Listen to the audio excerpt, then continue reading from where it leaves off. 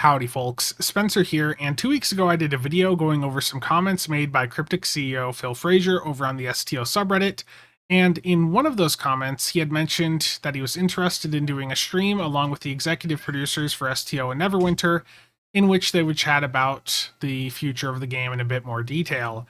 And it is March 19th, and that stream has just happened. So today I want to go through and look at some of the highlights from it, go over some of the important things that they said there that should hopefully help reassure some of you that the game is going to be sticking around long term. As always, chapters to each topic are listed down below. The first topic is communication. Communication has always been an issue in Star Trek Online between the player base and the development team, but it has gotten significantly worse in the past couple of months.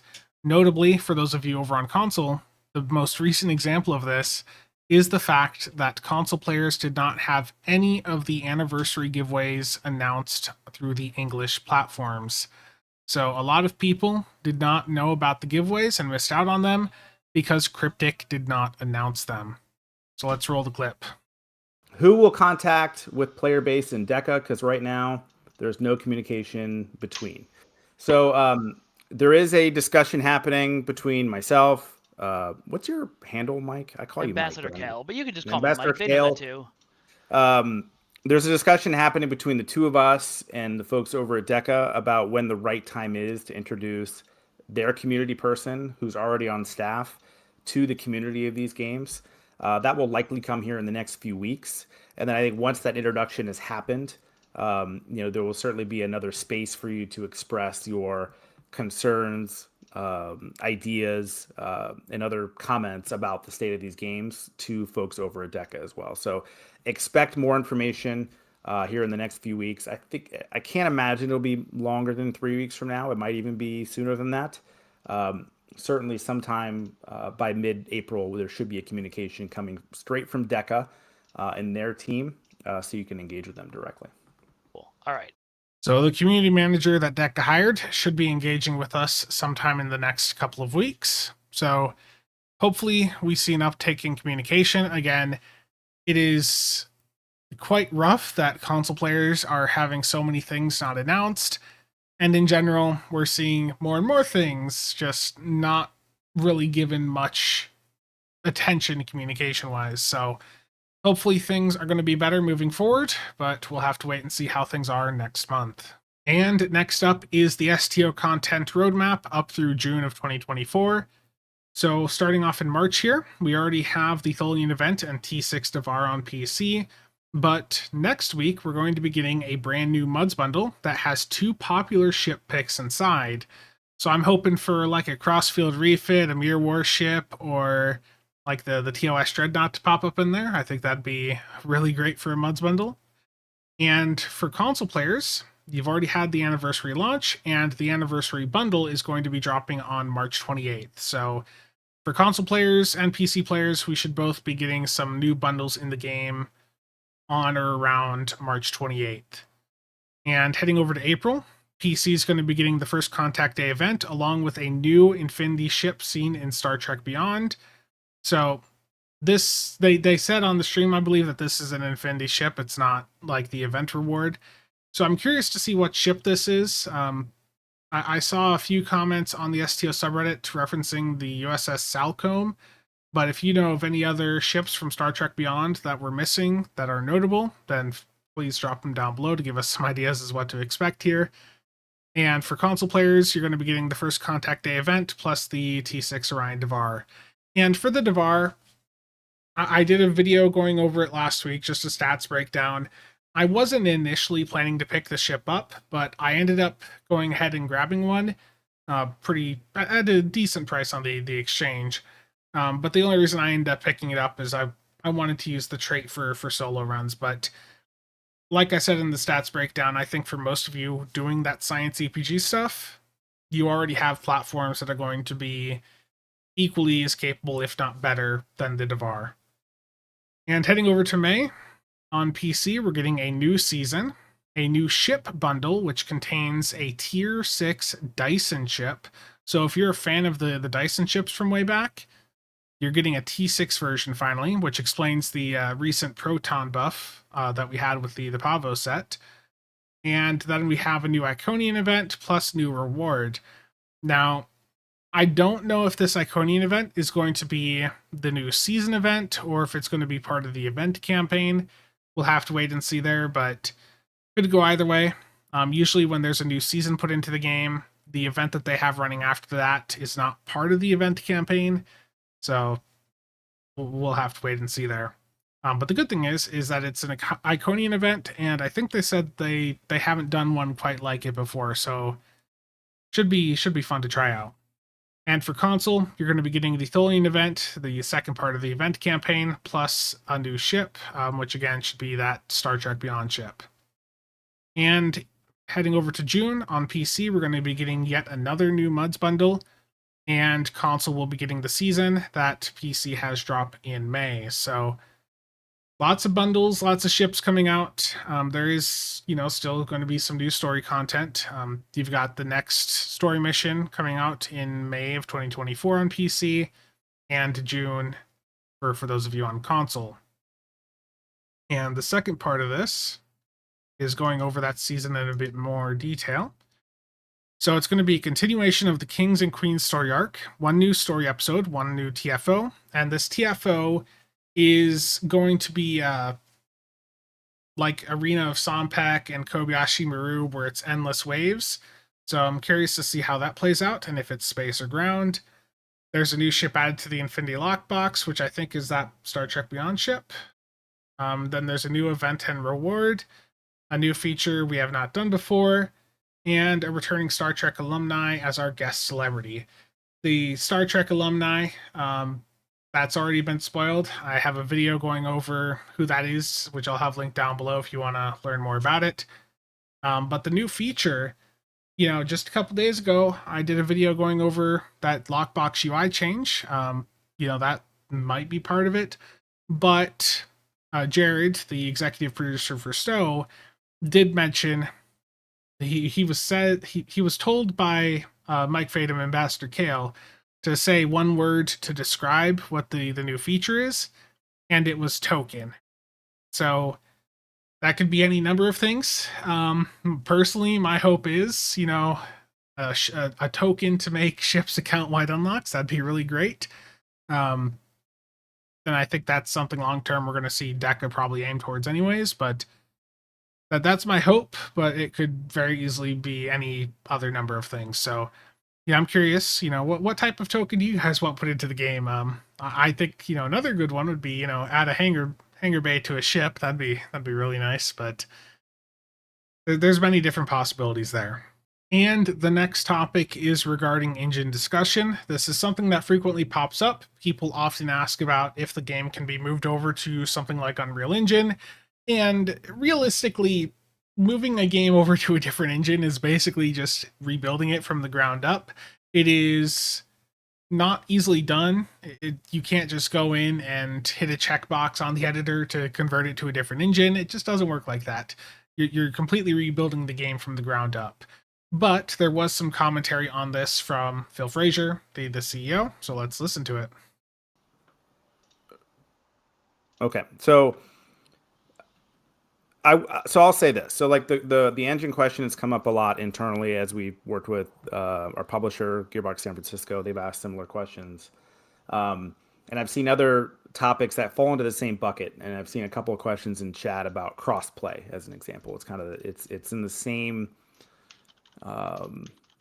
it's in the same line of thinking. So I will tell you that DECA has started I will tell you, it's on like a preliminary list of theirs to look at the feasibility of doing something like an Unreal port. It does not mean they're going to do it, but it means at the very least, it is a topic they're interested in understanding. And at the end of the day, so if you kind of pull back from, specifically with Star Trek or with Neverwinter, it becomes a cost-benefit analysis. So getting into a little bit of what both myself, Jared, and Brett have to do as we're planning out the roadmap.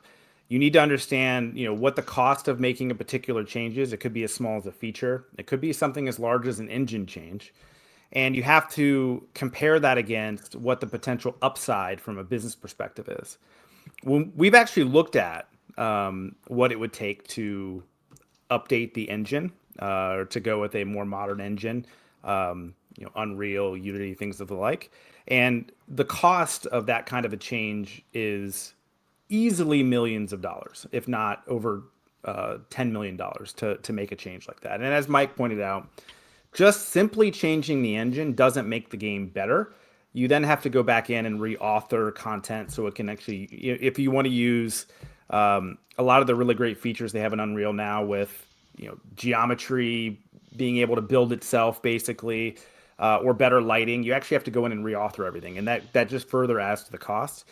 We couldn't come up with a business case where doing that reauthoring would yield us a significant enough return in revenue that would make it worth it. And so we made the decision at Cryptic not to go down that road and start up an initiative quite that large. Now, Deca might do their own analysis on that and come to a different conclusion. That will be up to them. And I'm sure they will communicate that to you if they decide to go that way when the time is right. But that's kind of what goes into making these types of decisions is what's it going to cost? What is the potential return on that cost?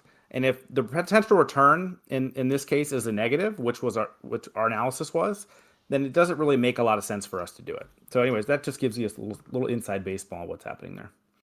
So some good commentary on it. And, it is possible for them to change the engine, but that has to be a change that would be worth their time to do. They'd have to make money on it. So when Cryptic was looking at it and they were evaluating that option, like Phil said, it was not profitable for Cryptic to pursue.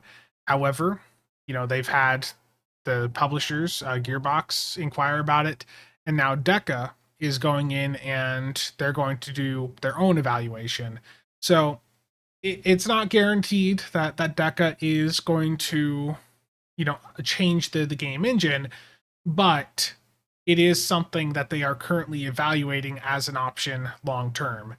And for the next bit here, I'm going to be reading from a text transcript over on the STO subreddit from the Sejuk car, and I'll have this linked down below if you want to take a look through it yourself. There were a lot of comments on the stream that pretty much lined up with the things we'd already heard or had figured out in the past couple of months. So a bit of this was, again, nothing new. Again, they reiterated that Cryptic's titles are not going anywhere. The intention is for these games to be around long term. STO specifically is also a very good performer financially. As Phil pointed out, it is called out every quarter for being a top performing title in Embracer's back catalog. It prints money. They're not going to shut the game down. And the license is also not an issue. They have several more years with the option to extend, and Deca is working to go in and maintain those relationships with people at Paramount and Trek to ensure that the license continues for as long as possible. And there's no planned changes for the release schedule for STO Neverwinter Champions. So like Phil had said with the initial Reddit thread 2 weeks ago, expect content to be released at a similar pace as what we've experienced for the past couple of years.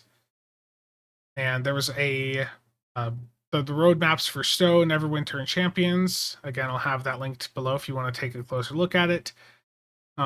There's no current plans in the near future for Cardassian, Romulan, or Jem'Hadar ships, which makes me very sad, especially on the Romulan side. Cryptic had 2 games in development in 2023, one planned to release in 2025 and the other in 2027. Both games were canceled by Embracer, so Cryptic has no new games in development right now, and again, their existing titles are being moved over to being developed by different companies. So, like I said, Cryptic doesn't really have a future here. And regarding Deca's intention, they do not want to just maintain Cryptic's titles, they want to continue developing them. That's why they've been hiring so many people to work on these games, because, again, they want to continue to develop them and keep getting money from them. Again, like I said, STO is currently printing money for Embracer. And you can see this over on LinkedIn. There have been a ton of different people posting that they've joined Deca Games to work on Star Trek Online. The most recent here was Adria, who is a concept artist who previously worked on Star Trek Infinite. So again, we're seeing that with Star Trek Infinite having quite a few layoffs, Deca has been going in and grabbing as many people as they can from Star Trek Infinite to come work on Star Trek Online. So we're going to continue to see more and more of that as time goes on. There's no plans for using AI in the game's development. Cryptic is very well informed as to what is happening with the transition, and people at Cryptic are choosing to leave for other projects, and some are stepping up to take on larger roles. And Phil says that there will be more people leaving and coming in. So on that topic, for Phil himself, he's not going to be around there too much longer himself either. Looking at his LinkedIn, he's talking about starting up a new something new sometime in the future. So even for him, he knows long term he's not going to be at Cryptic. There were some questions for Neverwinter. There's no current plans to change the maintenance window for the game. It's staff that does it is US based, and then the plan is to keep them there. The engine stuff already covered. Phil is going to do introductions between the Paramount Wizard staff and Deca staff to help transitions. So that's good for making sure that the licenses are not an issue. And there's nothing to worry about when it comes to the Zen or Lifetime subscriptions you have. That's going to remain exactly the same as it is now. That's not going to be going away. And short term, Cryptic is still making decisions, but as we progress throughout the year, specifically what Phil was saying is they started this transition in November of 2023 with an expectation of it taking a year to go through. So by the end of the year, Deca should be the ones that are going in and making the calls as to what is going to happen in the game. And the community manager stuff I covered at the beginning. So a lot of things in this 10 forward or this stream were things we already either had seen responses to with the initial Reddit thread or had figured out based on what's happened over the past couple of months. But there was some good reassurances here that there's more things coming into STO. We know again, that Deca wants to keep STO profitable. They want to keep producing content for it. Again, it's one of Embracer's strongest performing back catalog titles, so the game's not going anywhere. There's going to continue to be more content at a similar pace as to what we've seen over the past couple of years.